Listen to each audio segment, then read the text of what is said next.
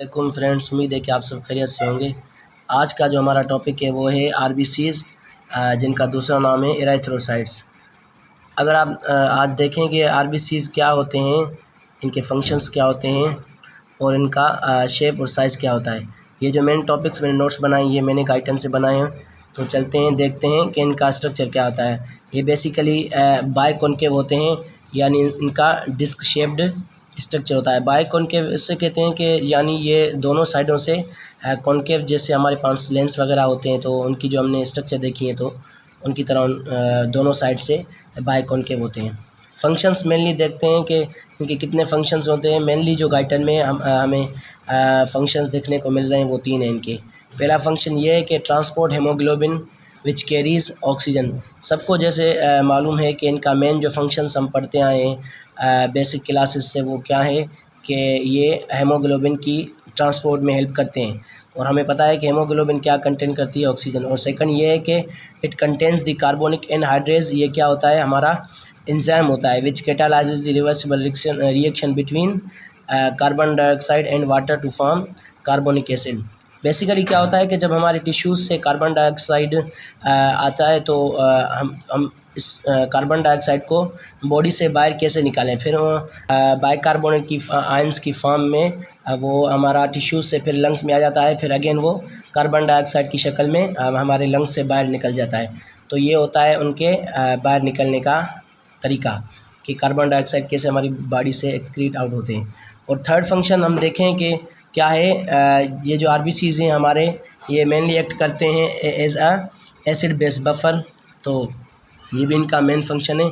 अगर हम देखें इनके डायमीटर की, तो इनका डायमीटर क्या होता है 7.8 मिलीमीटर। और इनकी थिकनेस की बात करें तो 2.5 मिलीमीटर। और अगर वॉल्यूम की बात करें तो वॉल्यूम कितना होता है इनका 95 सेंटीमीटर। अच्छा, अगर इनकी कंसनट्रेशन देखें हम मेन में, तो इनकी कितनी होती है 52 लाख mm³ और ±3 लाख। अगर वुमेन में देखें तो फिर 47 लाख mm³ या ±, ये हम जो है ना वो एस्टिमेट करते हैं सही प्लस या माइनस इनकी कंसनट्रेशन में 3 लाख। अच्छा, हमें पता है कि एट हाई अल्टीट्यूड पर्सनस है ग्रेटर आरबीसीज़। ये मेनली काज होता है जो हमारे पर्सनस होते हैं वो जब हाई एल्टीट्यूड्स पे रहते हैं तो उनके पास क्या होता है, हायर कंसनट्रेशन ऑफ आरबीसीज़ होती है।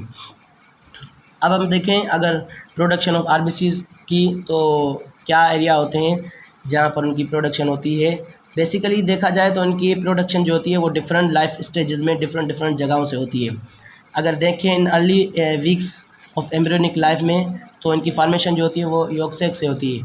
अगर मिडिल ट्राइमेस्टर ऑफ गेस्टेशन में देखें तो इनकी जो फार्मेशन होती है वो जो है ना वो लिवर में होती है। जैसे कि हमें पता है कि लिवर की जो मेन जो उसकी फार्मेशन स्टार्ट हो जाती है 3rd वीक से, और स्टार्टिंग फार्मेशन अगेन फिर होती है 5th to 10th week. So liver बनना हमारा properly 5th to 10th week में स्टार्ट हो जाता है। तो उसके बाद हमारे पास हमें पता है कि लिवर है ऑलरेडी हमारी एम्ब्रियोनिक लाइफ में, तो उससे फिर हमारे ये क्या होते हैं कि आरबीसीज़ बनना स्टार्ट हो जाते हैं। लिवर हो गया, स्प्लीन हो गए, या फिर लिम्फ नोड्स हो गए। और अगर थर्ड लास्ट में देखें तो इन लास्ट मंथ और आफ्टर बर्थ क्या होता है कि मेनली जो इनकी प्रोडक्शन होती है वो कहाँ से होती है, हमारी बोन मैरो ही होते हैं। जैसे कि हमें पता है कि हमने पढ़ा है कि जब ये मेनली हमारी लाइफ में बनते हैं तो फिर वो बोन मैरो से ही बनते हैं। अच्छा, अगर हम basic genesis of blood cells देखें, यानी इनकी प्रोडक्शन कैसे होती है, तो फिर हमें पता चलेगा कि पहला सेल जो हमने पढ़ा है पहले ही, कॉमन सेल्स होता है, वो क्या है प्लुरिपोटेंट हेमाटोपोइटिक स्टेम सेल्स, जो कि हमारे जो बोन मैरो में मौजूद होते हैं। तो उसके बाद क्या होता है कि हमारे पास कमिटेड स्टेम सेल्स बनना स्टार्ट हो जाते हैं। ये क्या है, ये precursor cells of various blood cells होते हैं। ये यानी जो भी हमारे पास ब्लड सेल्स बनते हैं उनके ये प्रीकर्सर सेल होते हैं। और ये क्या है कि ये ग्रो करते हैं and give specific type of blood cells. ये मैंने पहले ही आपको जो बताया कि ये ग्रो कर जाते हैं, फिर उसके बाद specific type of blood cells में ये फिर डिवाइड हो जाते हैं। अगर उसके बाद देखें तो हमारे पास क्या होता है कि फिर हमारी एराइथ्रोसाइट्स की फार्मेशन कैसे होती है कि ये फिर चेंज हो जाते हैं एक कॉलोनी फॉर्मिंग यूनिट में एराइथ्रोसाइट्स में, यानी CFUE भी हम कह सकते हैं ये बेसिकली क्या हैं, ये सेल्स हैं। अब इनके बाद जो हमारे पास मेन सेल्स जो बनना स्टार्ट हो जाते हैं वो क्या हैं, गिविंग फॉर्मेशन ऑफ प्रोएराथ्रोब्लास्ट। प्रोएराथ्रोब्लास्ट की हम बात करें तो ये क्या हैं, ये फर्स्ट सेल्स हैं which belongs to the series of RBCs, यानी यही पहले वो सेल कहलाएंगे जो आरबीसी सीरीज़ से, यानी जो जिनकी सीरीज़ आरबीसी से मिलती है। कैसे, हम ऐसे भी कह सकते हैं कि नहीं ये कॉलोनी फॉर्मिंग यूनिट भी हैं, तो फिर वो हम क्यों नहीं कहेंगे कि ये पहले सेल्स हैं जिनसे हमारे आरबीसी, वो इसीलिए कि हमें पता है कि जब कोई बेटा होता है किसी को ऐसे नहीं कह सकते कि ये सब माँओं का बेटा है, नहीं, बल्कि ये एक प्रॉपर माँ का बेटा होता है। वो कैसे कहते हैं कि उसकी जो शेप होती है वो उसकी माँ से मिलती है जुलती है। तो इसी बेसिस पर हम कहते हैं कि ये प्रोएराथ्रोब्लास्ट जो सेल्स हैं हमारे, वो क्या होते हैं कि जो मेन फर्स्ट सेल्स होते हैं which belongs to the series of RBCs, उनका शेप ये ऐसा हो जाता है, यानी आप खुद जब देखेंगे तो फिर कहेंगे वाकई में ये पहले ही सेल्स हैं जो ये बिलोंग कर रहे हैं। फिर उसके बाद क्या होगा, जब प्रोएराथ्रोब्लास्ट हमारे बने फाइनली, उसके बाद क्या होगा कि बेसोफिल एराथ्रोब्लास्ट फिर बनेंगे, जो क्या हैं फर्स्ट जनरेशन सेल्स हैं। प्रेजेंस ऑफ इनमें क्या हो जाएगी, वेरी लिटिल हेमोग्लोबिन आ जाएगी। फिर उसके बाद ये अल्टरनेटिव, यानी ये सारे जो है ना स्टेप्स हैं, ये चेंजिंग्स हैं जो हमारे होती हैं प्रोएराथ्रोब्लास्ट स्टेज के बाद, ये तीनों स्टेजेस। तो फिर क्या होता है, बेसोफिल एराथ्रोब्लास्ट हमारे पास बनते हैं, पॉलीक्रोमेटोफिल एराथ्रोब्लास्ट, फिर ऑर्थोक्रोमेटिक एराथ्रोब्लास्ट। ये सब बनने के बाद हमारे पास जो ग्रेजुअली चेंजिंग्स आती हैं वो क्या होता है कि न्यूक्लियस कंडेंस हो जाता है और एंडोप्लाज्मिक रेटिकुलम रीअब्जॉर्ब हो जाता है। यानी न्यूक्लियस जब कंडेंस हुआ तो उसके बाद उसकी जगह पर क्या आ गया, हमारे पास हेमोग्लोबिन आ गई। तो फिर ये जो रेटिकुलोसाइट्स ये बनते हैं हमारे, जो कि फाइनल जो है ना सेल्स होंगे आरबीसीज फॉर्मेशन में। ये फाइनल में इसीलिए कह रहा हूँ कि जो बोन मेरो में बनते हैं हमारे फाइनली, तो वो रेटिकुलोसाइट्स होंगे। और अगर मेनली हम देखें तो हमारे मैच्योर जो आरबीसीज होते हैं वो कहाँ पर बनते हैं, हमारे ब्लड में बनते हैं जब इनकी ग्रेजुअल चेंजिंग होती है। तो इसीलिए जो ये बनेंगे रेटिकुलोसाइट, ये जो स्ट्रक्चर ये करेक्टरिस्टिक्स मैंने बताया आपको, ये इनके होते हैं। अच्छा, ये जब रेटिकुलोसाइट बन गए हैं तो हम अब इनका क्या होगा कि ये from this stage cell move from bone marrow to blood capillaries by process diapedesis. फिर वहाँ पर जब हमारे सेल्स मूव करेंगे फिर उसके बाद ये किस में चेंज हो जाएंगे, मैच्योर एराथ्रोसाइट में। अच्छा फ्रेंड्स, अगर हम रेगुलेशन ऑफ आरबीसीज प्रोडक्शन की बात करें तो क्या होता है, हम इसमें ये सीखेंगे कि हमारे जो आरबीसीज हैं वो कैसे प्रोड्यूस होते हैं, क्या क्या फैक्टर्स होते हैं जो इनकी प्रोडक्शन को स्टिमुलेट करते हैं, क्या कंडीशन है when there is inadequate supply of oxygen to tissues, जब हमारी ऑक्सीजन सप्लाई जो कि टिश्यूज़ को कम हो जाती है, फिर उसके बाद ये हमारी कंडीशंस डेवलप होती हैं। और यानी ये जो इनएडिक्वेट सप्लाई है ऑक्सीजन, वो किस किस कंडीशन से डेवलप होती है, वो कंडीशंस ये हैं, एनीमिया होती है हमारे पास, क्या ये आपको पता है कि जब हेमोरेज होता है तो उसमें ब्लीडिंग वगैरह होती है, जब ब्लड लॉस होता है तो उसमें हमारे पास एनीमिया होती है। और फिर हाई एल्टीट्यूड की बात करें तो हम जब हाई एल्टीट्यूड में जाते हैं तो फिर हमारे पास आरबीसीज जो कि कम हो जाते हैं, यानी उनकी नीड ज़्यादा हो जाती है। जब हम हाई एल्टीट्यूड में जाते हैं तो फिर उनकी जब तक प्रोडक्शन हो तो हम क्या होते हैं, इनएडिक्वेट होते हैं ऑक्सीजन से हमारे टिश्यूज़।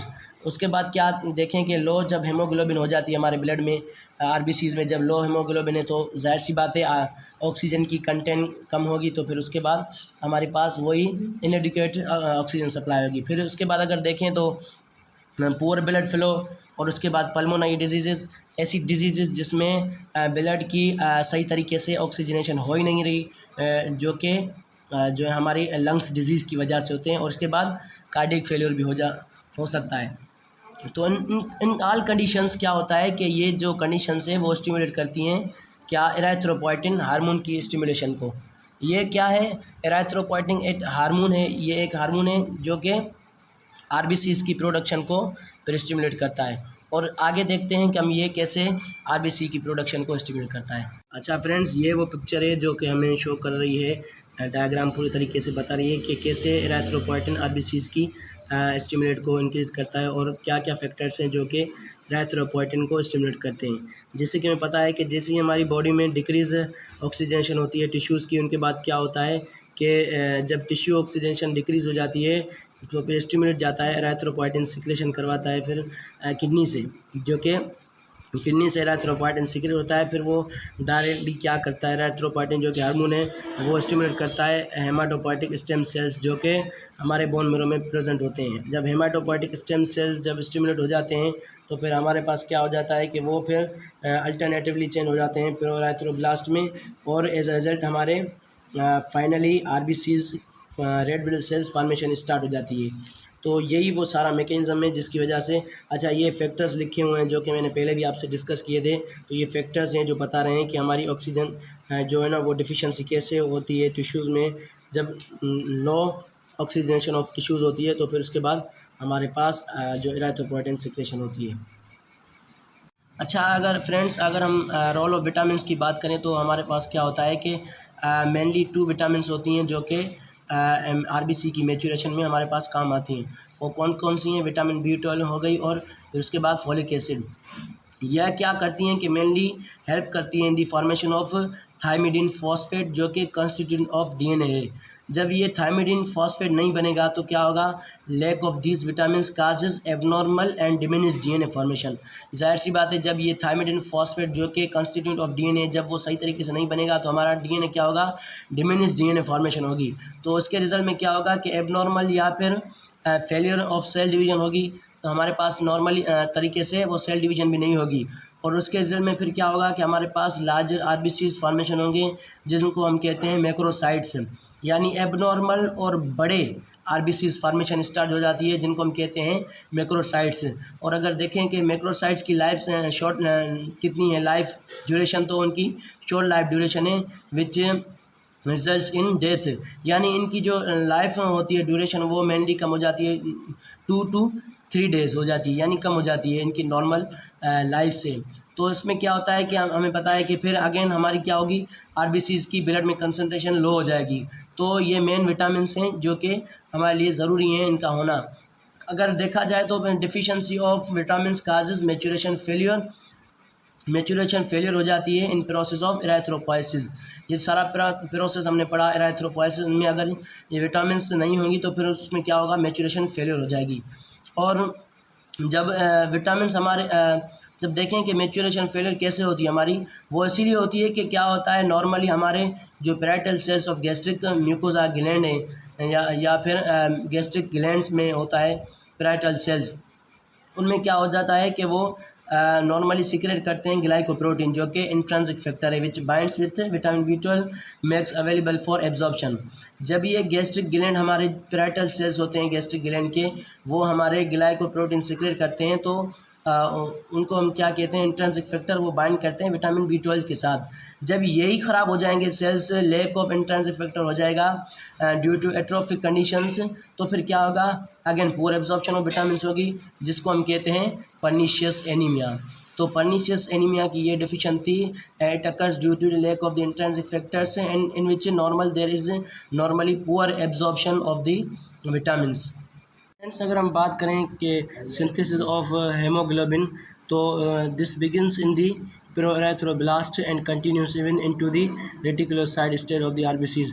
हमने पढ़ा है कि प्रोएराथ्रोब्लास्ट जो कि फर्स्ट स्टेज है जहाँ से आरबीसी सीरीज़ की डेवलपमेंट स्टार्ट होती है, तो वहाँ से स्टार्ट होती है, और रेटिकुलोसाइट स्टेज जो कि हमारे पास लास्ट स्टेज है जो हमारी बोन मैरो में होती है, तो वहाँ तक इसकी सिंथेसिस होती है हीमोग्लोबिन की।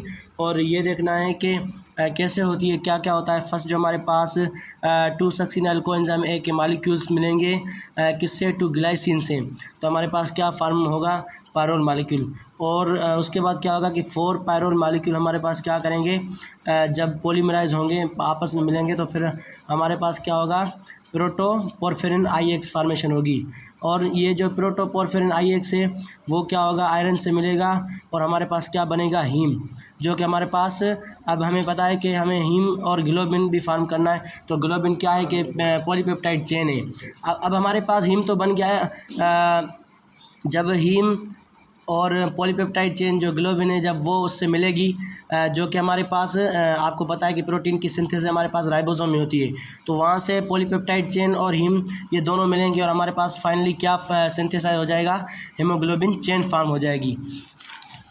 अब हम देखते हैं कि हेमोग्लोबिन की जो चेन है वो जो सिंथेसाइज हो गई है, तो अब हमारा हेमोग्लोबिन मॉलिक्यूल कैसे बनेगा? हमें पता है कि जब 4 chains of the haemoglobin combine होंगी तो रिजल्ट्स क्या करेंगी, हमारा एक हेमोग्लोबिन का मालिक्यूल। और जो चेन्स होती हैं वो डिफरेंट टाइप्स की होती हैं, यहाँ पर लिखा हुआ है गाइडन में कि अल्फ़ा चेन्स होती हैं, बीटा चेन्स होती हैं, गामा एंड डेल्टा चेन्स। मगर जो हमारा most common form of the haemoglobin molecule है वो हमारा क्या है, हमें पता है कि हेमोग्लोबिन ए है हमारे पास जो मोस्ट कॉमन है। This molecule is composed of bye combination of 2 alpha chains and 2 beta chains. तो हमारे पास हेमोग्लोबिन ए मालिक्यूल्स फॉर्म हो गया है। और अगर इसके बाद देखें तो क्या होता है, हमारे पास जो ईच हेमोग्लोबिन की चेन है वो कंटेन करती है haem prosthetic group that is containing in atom of iron. हमें पता है कि जो आयरन का एटम है वो हमारा हीम पेरोस्टेटिक ग्रुप पर मौजूद है, जो कि हमारी हेमोग्लोबिन चेन पर मौजूद होती है। तो because there are 4 haemoglobin chains, हमें पता है कि 4 चेन्स हैं, तो in each haemoglobin molecule one finds 4 iron atoms in each haemoglobin molecule. Each of these can bind loosely with 1 molecule of oxygen, making a total of 4 molecules of oxygen. हमें पता है कि 1 atom of iron can combine with the 1 molecule of oxygen. So हमारे पास अगर 4 atom of iron है तो हमारे पास total कितने होंगे, 8 atoms यानी 4 molecules of oxygen। और जो एब्नॉर्मलिटीज़ यहाँ पर लिखी हुई लास्ट में, हमारे पास एब्नॉर्मलिटीज़ ऑफ चेन्स भी होती हैं, can alter the physical characteristics of the haemoglobin. और यहाँ पर एग्जांपल जो लिखी हुई है वो आपको बताना चाहूँ तो वो हमारे पास है sickle cell anaemia. Sickle cell anaemia में क्या होता है कि amino acid valine is substituted for glutamic acid. हमें पता है कि जो ग्लोबिन चेन है हमारे पास उसमें क्या होता है कि जो वो पॉलीपेप्टाइड है और जो उसमें अमाइनो एसिड होते हैं उसमें से वेलाइन अमाइनो एसिड जो है ना उसकी सब्सटीट्यूशन हो जाती है बाय ग्लूटामिक एसिड। सो ये हमारे पास एक एब्नॉर्मलिटी है सिकल सेल एनीमिया, जो कि हेमोग्लोबिन चेन्स की जो है ना वो एब्नॉर्मलिटी देखी जाती है। तो ये हमारा था आज का लेक्चर। इंशाल्लाह अगले लेक्चर में फिर दूसरे टॉपिक के साथ फिर मुलाकात होगी। अस्सलाम।